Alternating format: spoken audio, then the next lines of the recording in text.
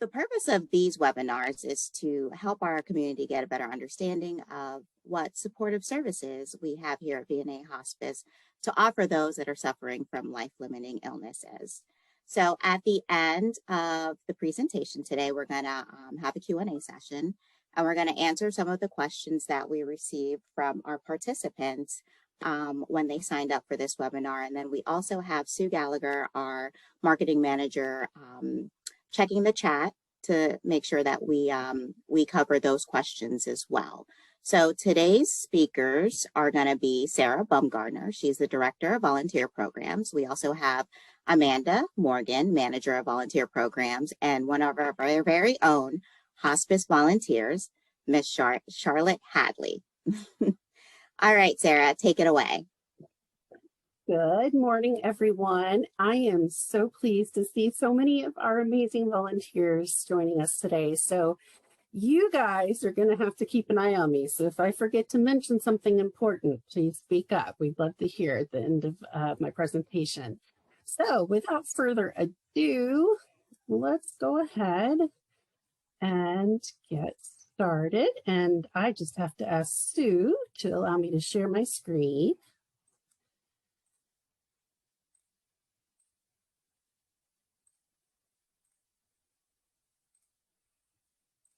There we go.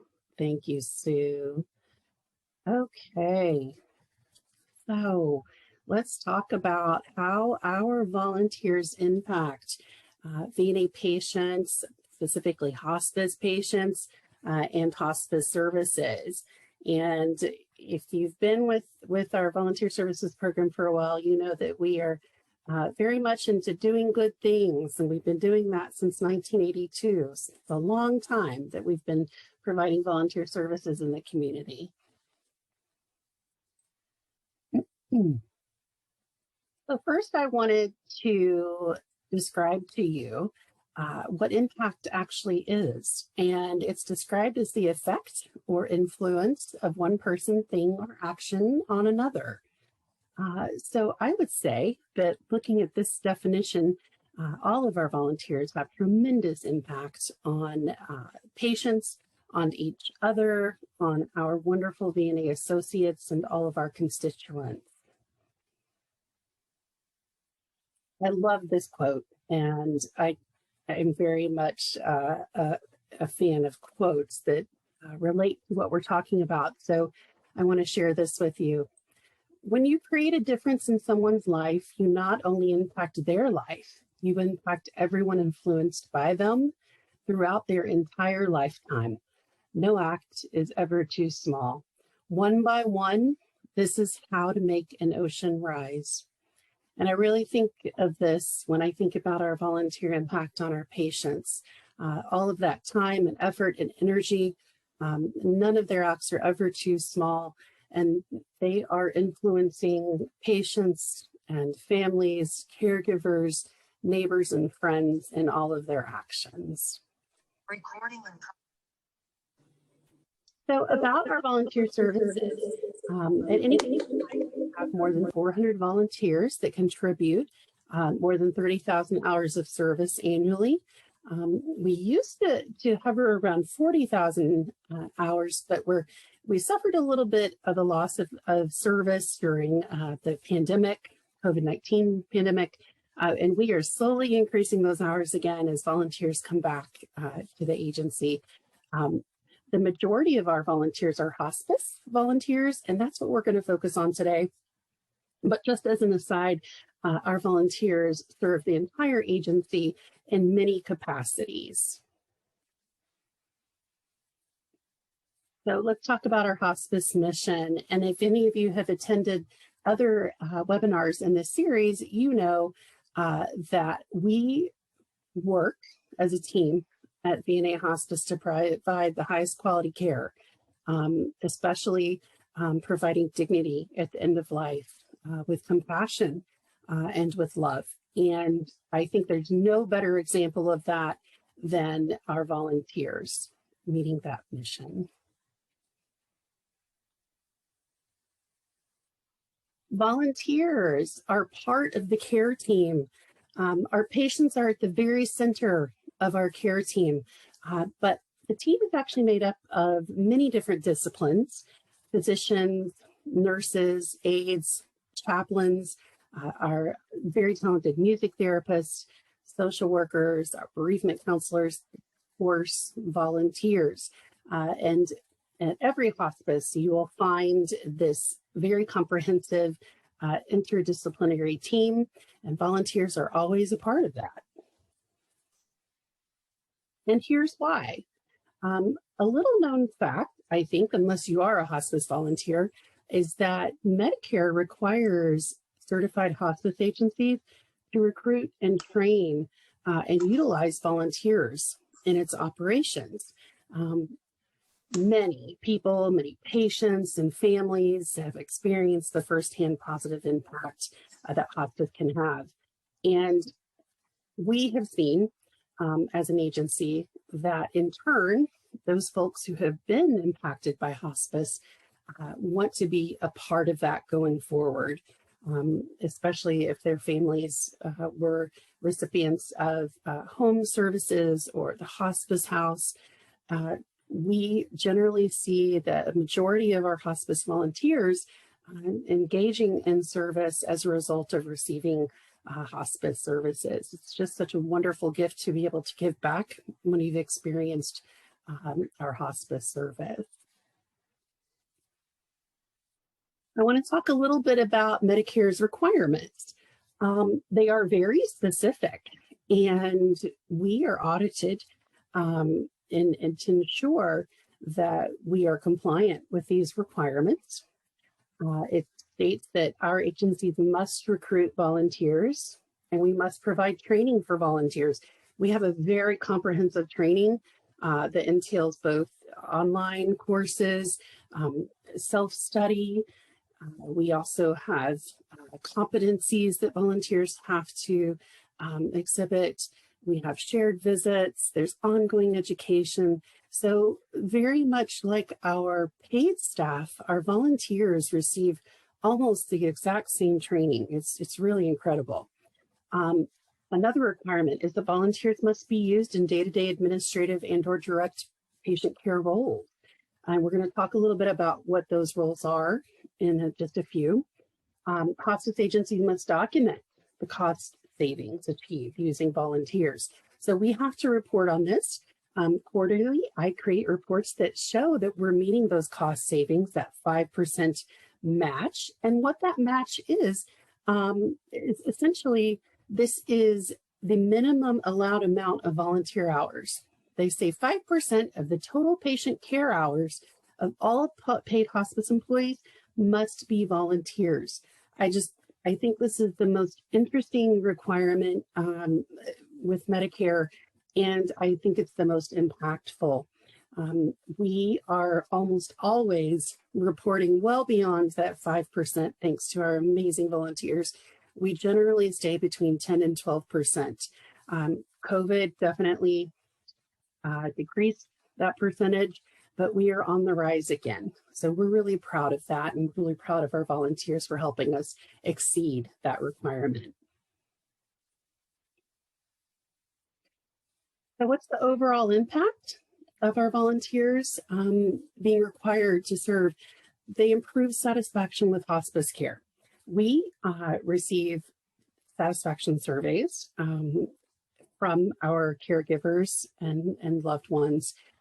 So we do see that firsthand, the impact it has on our patients.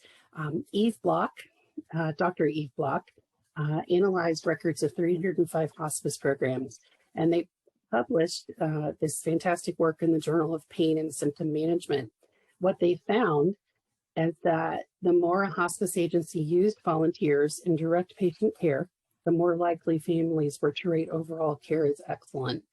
And I don't think that's an accident. I think that volunteers are able to provide the emotional support, the love and care that the rest of the team doesn't necessarily have the most time for. Volunteers are giving of their time in ways that the staff cannot. And so that is really where this impact is. Volunteers are the warm and fuzzy of hospice, and it definitely shows in satisfaction surveys, especially ours. We're always getting to read about how wonderful our volunteers are. I am going to let Amanda talk to you all about our patient visitors. This is what Medicare would consider the direct patient care role. So I'm going to turn it over to Amanda. Hello, everyone. So we have a lot of different types of volunteer roles. The patient visiting roles are extremely impactful for the families, especially if you have respite, where you go and sit with the patient while the family is able to get out and just go have a cup of coffee. They do visits in homes, in the facilities, at hospice house. They have different forms of services as well. So we have socialization, that is at the facilities, in the homes, even at hospice house. When we have our patients come for respite, we'll get requests, so we kind of break their day up, so they're not just sitting watching TV all day. And then we also have vigil support. That is for a patient who is alone and at end of life. Hospice, we do not want anybody to die alone, so we really make an effort to put staff or volunteers with them so that they're not alone. And we do that in the home, in the facility, hospice house, wherever the patient might be. Even the hospital will have a volunteer go and sit with them. You can go to the next one. And we do have several different services outside of just the patient visits. We have veteran to veteran visits. So we have veteran volunteers that go and provide a veteran pinning ceremony to our veteran patients. It's a very beautiful, special little thing that we do for our veterans. The veteran volunteer, we have a pin, a handwritten thank you note, and a red, white, and blue knitted lap blanket. The Good Samaritan volunteers, those are volunteers that specifically go and do visits in facilities, and they will round with all of our patients that are at that facility. Party Pals, we do Party Pals for the patients in facilities, and it's not just for hospice patients. We do those for all the patients at the facilities, just to go in and say, put a smile on their face. Flower deliveries, we have some amazing flower volunteers that go and pick up flower donations and make nice little bouquets and take them to all of our hospice patients every week. Project Wish is a very, very special service. That's if a patient has a last wish, one more thing they want to do, maybe they just want to go to the beach with their grandkids or to Disney World. We do everything we can to make that happen. And Legacy Kept is, it's a nice service because we have a volunteer that will go and ask very specific questions, and then we get it written out into a book to give to the families. You can go to the next one. And so with volunteer placement, we get referrals from our staff requesting a volunteer. And then we, the volunteer coordinators, will call and speak with the families, find out what the patient likes, even if it's something they don't do anymore, hobbies, interests, TV shows, do they like to play cards? And then we send out our requests every week to our volunteers. And those requests include the patient's hobbies, their interests, things that they've done in the past, their career, because we like to place volunteers with patients that have the same interests, because it just helps build that connection better. You can go to the next one. The impact is, we like to reduce isolation and loneliness. It gives patients and families something to look forward to. And it gives the family a chance to practice self-care. We don't want anybody to die alone. Families take comfort in knowing that the patient isn't alone. And it's an easy transition. Next, please. And now I will let go ahead, Sara Amanda. introduce. Thanks, Amanda. So we are so fortunate to have Charlotte Hadley speak today regarding her hospice experience. So I am actually going to stop sharing the slides and allow Charlotte to talk about her motivation for volunteering and why she enjoys it. Well, good morning, and thank you for this opportunity to share. Back in 2019, through 11-month period, I lost several family members, friends, and extended family, including my mother, my husband, and my sister. And the ages ranged from 49 to 98. But I took care of my husband for approximately 10 years. So especially when he passed, I was really floundering, wondering what to do with myself. And both my mother and my husband had hospice care. And because I've had so many losses with the sibling, the parent, the spouse, I really developed a lot of empathy for people who are going through the dying process. And I felt that I could really be beneficial. And I was looking for what to do with my time, and I wanted it to be a positive impact and to really make a difference. So I chose hospice, and it's a real gift to me to be a hospice volunteer. Is I get so much more back than really that I give. It's such a pleasure for me to be with people when they are going through the dying process, and especially vigils. That I would say is probably my favorite thing to do. I do want to be with the patients. I'm sorry, I'm not an administrative person, but I love being with the patients wherever they are, and in the vigil, to be there with somebody when it's in their last moments. It's just, to me, it's a great gift. And especially when my husband passed, I wanted to live, not merely survive. I had a really great respect of life, that whenever we go, we're going to go. And so really to enjoy my life. And I enjoy being of service to others, and the hospice experience really fits that. I'm very happy with my choice.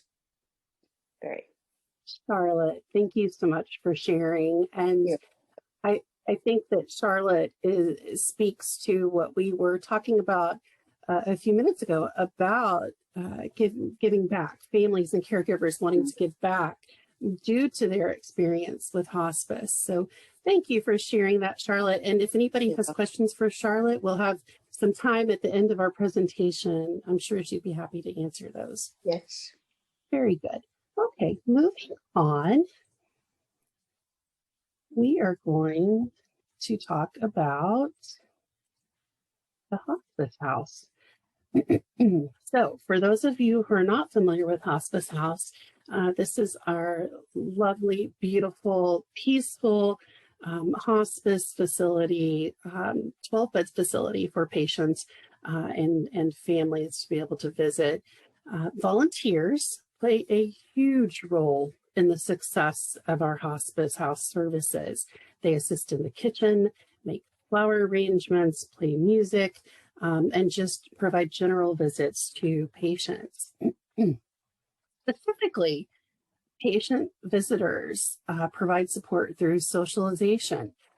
So at times, patients may come in because their caregiver needs respite. They need a little bit of time to practice, as we said before, some self-care, or maybe they have a trip they need to take. So volunteers will come in to make sure that our patients are not lonely, that they're receiving company, and are fully engaged in activities if they want to be, if they choose to be. They also receive pet therapy, vigil, as Amanda described, veteran recognition, and much more through those patient visits. The kitchen assistant is really just invaluable. Our chef Jason does an excellent job of providing quality food and meals and hospitality to our patients. One of my first interactions I saw with him, he actually knocked on a patient's door and announced that room service was there. And I think that's just such a special thing for the patients and the families to be able to feel that hospitality. Volunteers elevate that experience. They'll take the patient's orders, they assist with their food tray prep and deliver the meals, but they're not just providing that food, they're also providing a little bit of companionship while they're doing so. Our music volunteers, if you've ever stepped into the hospice house or have the opportunity to do so, you will likely hear the most beautiful music being played on the piano in the great room. Our music volunteers are incredibly talented and really bring so much joy to the house. Additional services, flowers. Our hospice house is full of the most beautiful floral arrangements. Every single flower arrangement is created by a volunteer. We have a lead flower volunteer who takes on a lot of responsibility in making sure that these arrangements are kept beautiful and just at the peak of their beauty. They provide not only the arrangements for the entire house and the public spaces, but also for patients' rooms, for their food trays. It's just absolutely amazing the amount of work they put into that. Pet therapy is a hugely popular service at Hospice House. We have volunteers that rotate daily through Hospice House, making rounds. When my grandmother was there last year, we received a few visits and it made a huge impact on us. Stress relief, anxiety relief, just being able to cuddle up with a furry little creature really meant so much to us and was so helpful. So let's talk about the impact that Hospice House volunteers have. Patients are comfortable away from home. And I think that's really the most important element to Hospice House is that we try to make it as comfortable as possible. They help ease the caregiver burden just by being present and assisting with social needs or supportive presence or meals. They help create a beautiful, peaceful environment through their time and talents with flowers and music. Provides a comfortable place for families to be together with the patient. And I know, again, with my experience with my grandmother being there, volunteers came every couple of hours just to check in and see how we were doing, if we needed anything. I really felt that love. And it really helps to reduce family stress, knowing that if you do have to leave for some reason, you have a volunteer there, your loved one isn't alone and they're being cared for. Keep in touch. This is such an interesting program for hospice, and it is twofold. It helps patients who might be maybe isolated for one reason or another, maybe they're homebound, but also it helps our volunteers who may need to serve from home. So Keep in Touch was really born out of the need to reach our patients during COVID-19. As our volunteers will remember, we did have quite a bit of service suspension during the pandemic due to the risk that was associated with visiting patients during that time. So our volunteers jumped into action by providing tuck-in calls to our hospice patients at home.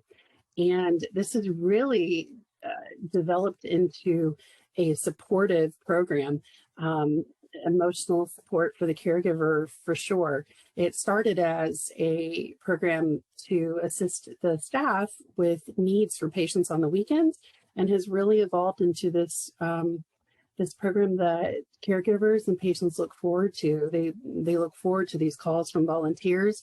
It's a wonderful way for them to maybe unload some of their burden with someone who cares. It's just a fantastic program. And then keep in touch through virtual socialization visits. Those are done through our GrandPad tablets. And patients actually are assigned the tablet. Volunteers make these visits, virtual visits, through their own device, whether it's their phone or a tablet that they own. They can even do these visits via phone call. Doesn't necessarily have to be video calls. But this has been a very successful way to provide socialization, reduce loneliness in a virtual way that keeps everyone safe.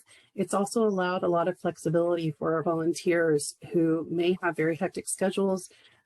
I've noticed that since we've offered this opportunity, we have some working folks, some students who ordinarily wouldn't be able to serve. So it's really opened up our opportunities to everyone. So let's talk about the impact of our Keep in Touch program.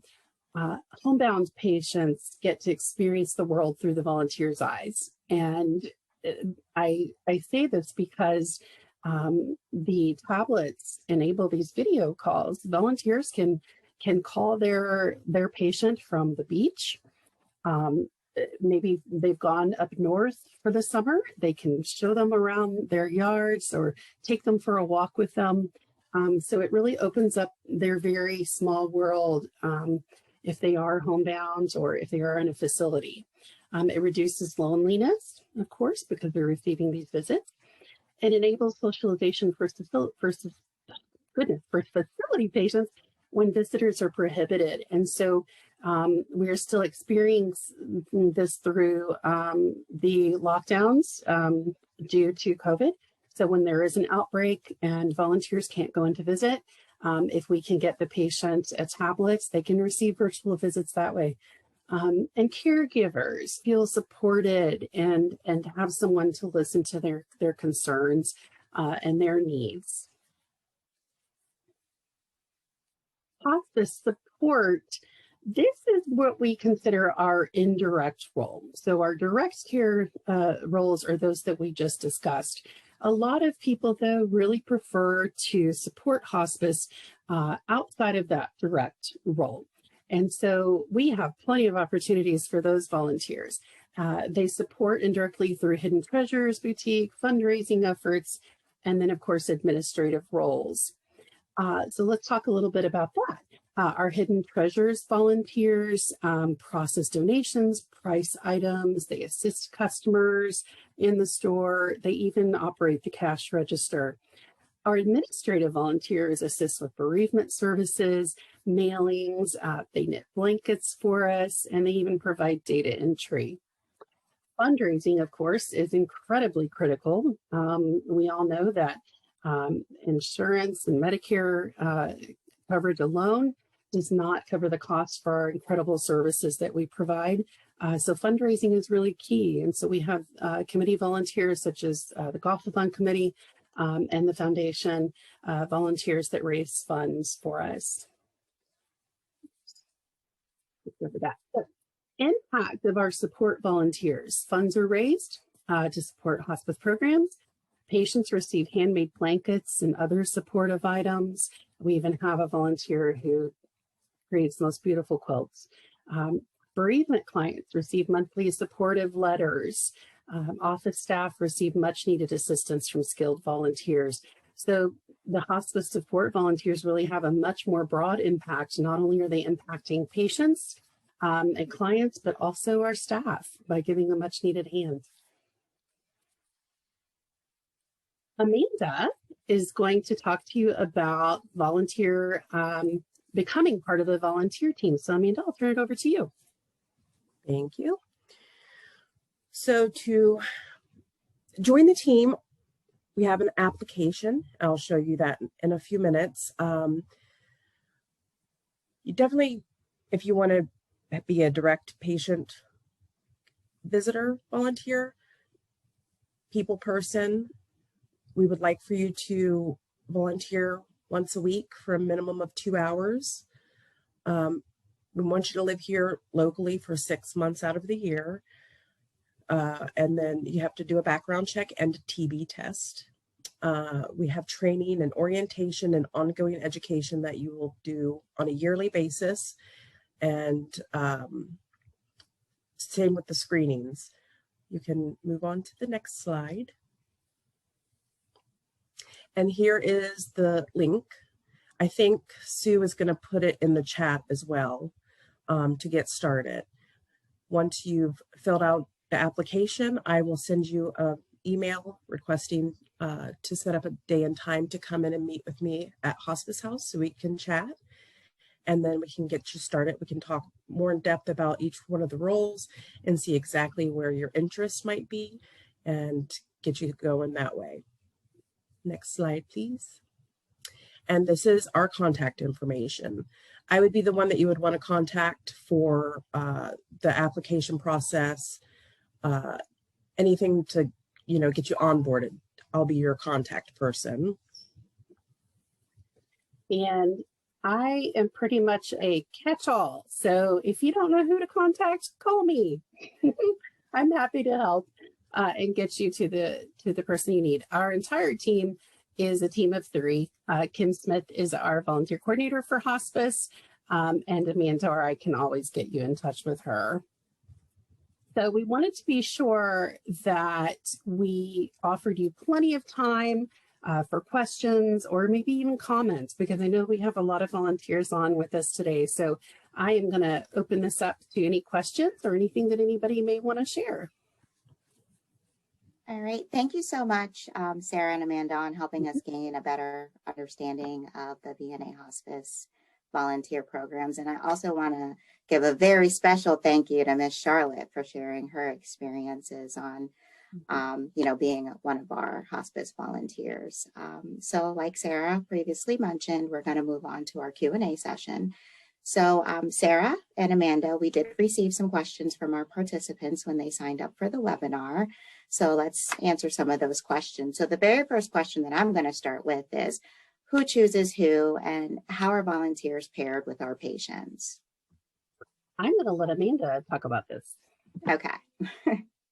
Sure. So the volunteers really are the ones that choose the patient that they want to visit. So every week we get referrals every day. And Kim Smith, the volunteer coordinator, calls and speaks directly with the family or sometimes the patient and finds out, do they have certain days of the week or times that they would like a visit? If it's a respite where we go into the home, find out, what day of the week they would like. And then find out their interests, their hobbies. Do they enjoy playing cards? Things that we can pair a volunteer with similar interests. And then we send out our list every week to all of our volunteers that make visits, and they choose a client, and that's how we pair them. Once the volunteer lets us know, hey, I'm interested in this client, we call and speak with the volunteer, give them all the information that we can't put out in an email, and then we call and let the family know that that volunteer is going to start making visits. So, and that's even if they're in a facility or in a home, we make sure to do that both ways. Okay. Thank you, Amanda. Can you speak on if you have to be a clinician or have a clinical background to be a hospice volunteer? I will talk about this one. Jessica, thank you for that question. No, you definitely do not.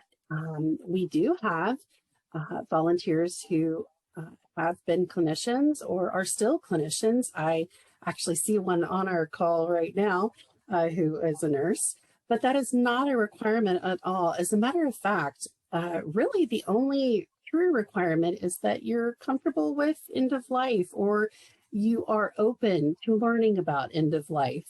Volunteers do not provide any kind of hands-on care in direct patient care roles. They're really a supportive role. They can provide maybe some light housekeeping if a patient is in a private residence. They may make a sandwich, but for instance, they don't feed volunteers. So very hands-off. We leave those types of services and interventions to our aides, our nurses, anyone who is certified or licensed will provide those services. So it is definitely not necessary to have a medical background. We just need people who have an open mind and open heart.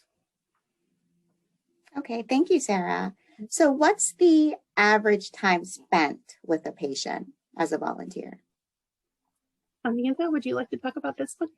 Yes. So it really depends. Every week it could be different. If they're making visits at the facility, and they're visiting more than just one hospice patient, it might be, an hour or two. When they go into the homes, we allow up to 3 hours, 1 to 2 times a week.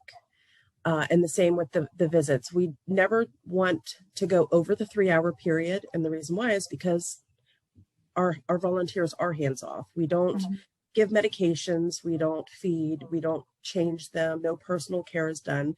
So our max amount of time per visit is 3 hours. Okay, thank you, Amanda. And do you have to be an Indian River County resident to be a hospice volunteer for the VNA? No. I am happy to talk about that.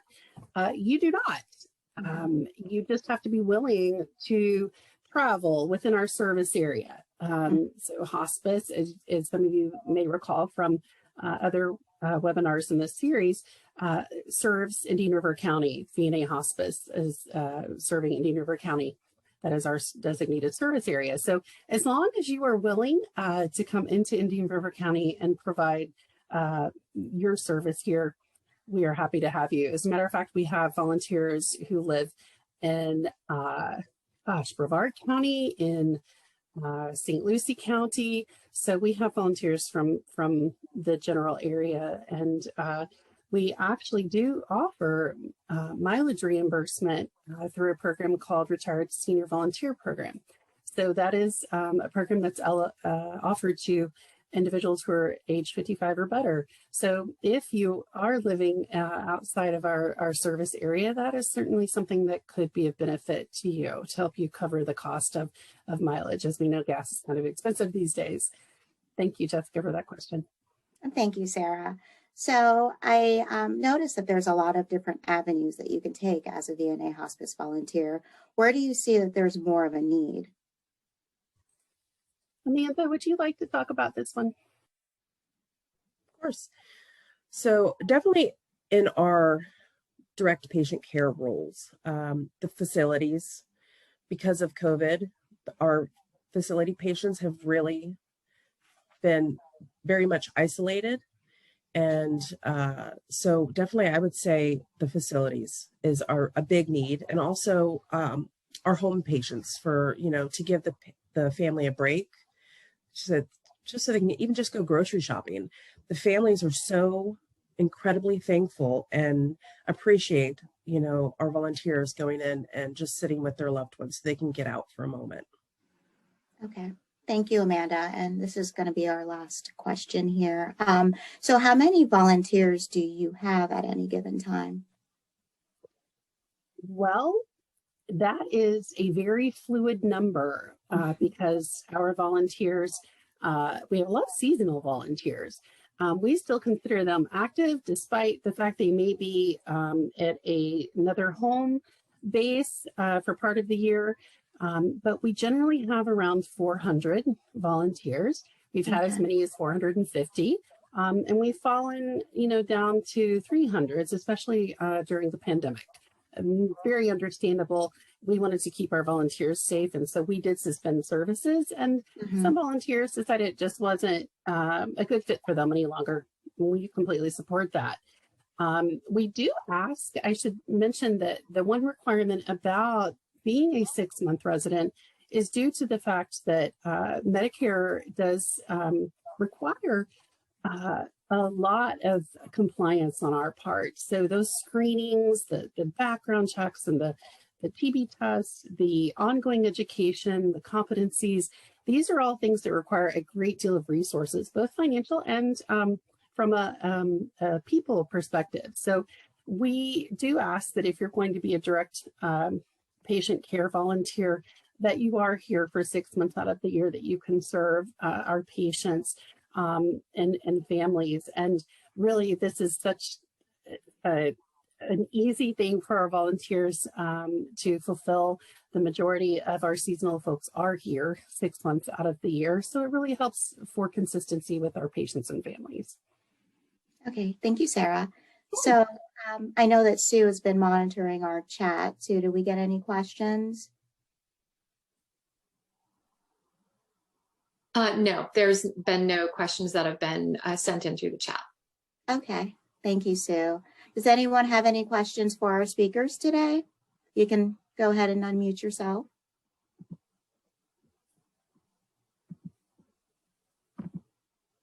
Give you another couple of seconds. All right, so looks like we don't have any additional questions. Sarah, Amanda, do you have anything else to add? Miss Charlotte, anything? Well, I would like to say that our volunteers are the heartbeat of hospice, and we are eternally grateful for them and their time and their talent. We could not provide the quality services that we provide without them. And so we are very grateful, and we say thank you. Thank you for your impact. And that's all I'd like to see. Amanda, is there anything you'd like to say? I am just going to say I completely agree with everything you said. Our volunteers are truly, truly the heartbeat of the VNA. I do agree. So thank you all.